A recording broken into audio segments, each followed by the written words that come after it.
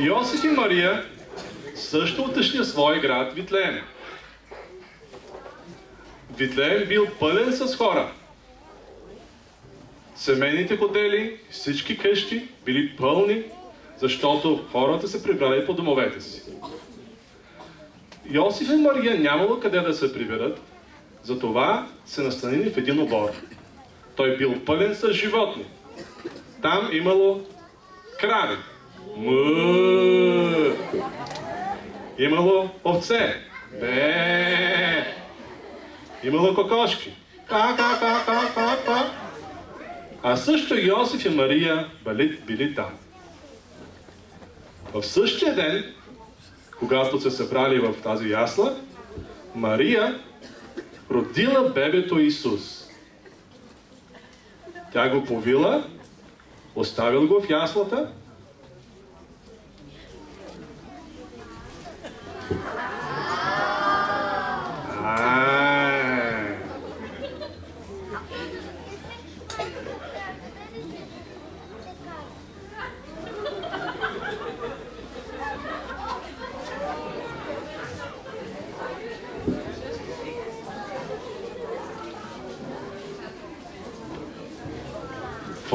В онази нощ на полето близо до Витлеем имало овчари. Овчарите пазили овцете си. Бе!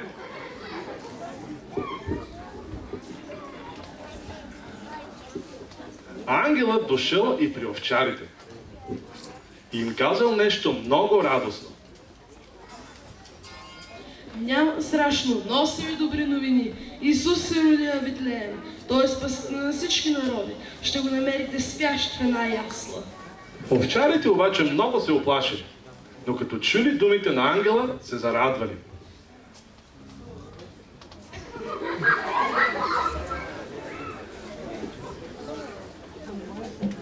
Тогава при ангела се появили още много ангели, които запели радостна песен.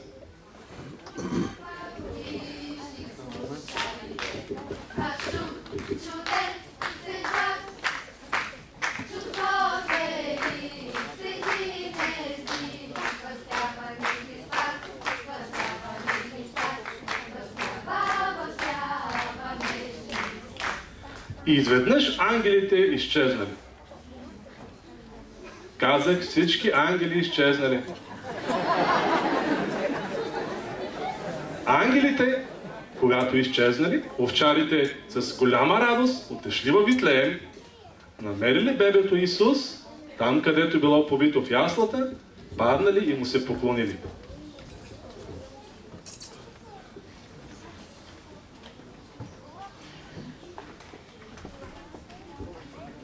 Малко по-късно в град Йерусалим дошла международна делегация от далечни страни.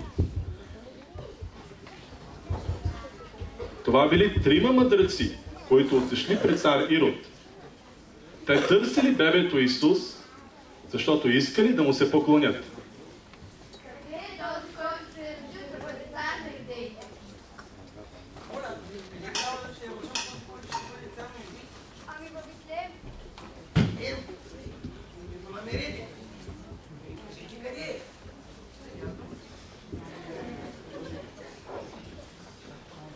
Мъдреците отишли в Витлеем и се поклонили на бебето Исус. Но през нощта, докато спяли, ангел от Бога ги предупредил да не се връщат пред цар Ирод, но да се отидат по друг път.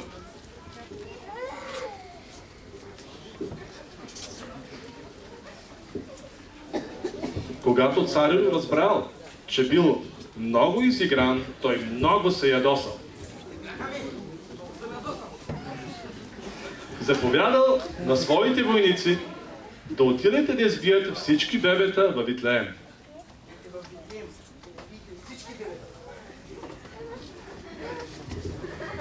Ангел от Господа се явил на Мария и Йосиф и ги предупредил и им казал да тръгват към Египет. Бързо, ангели са от Витлеем, тръгвайте към пирамидите. И така те тръгнали на екскурзия към Кайро.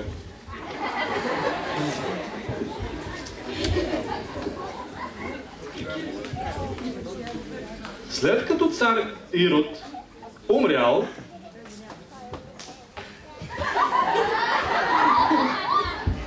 ангел от Господа отишъл отново в Египет и казал на Мария и Йосиф, че вече могат да се връщат в Витлеем. Няма страшно, връщайте се, обратно в Юда. Той им казал да отидат в град Назарет, където малкият Исус израснал и станал голям мъж. И така, всичко станало, защото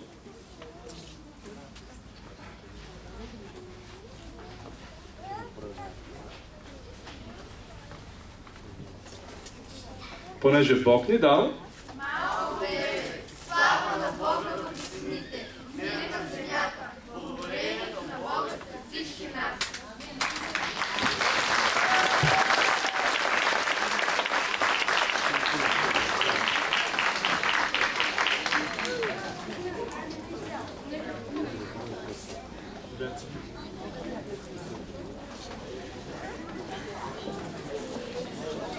Сценка, която показва онова, което стана преди 2010 години. Онова, което Бог направи, прати своят син, за да може всеки, който повярва, да бъде спасен.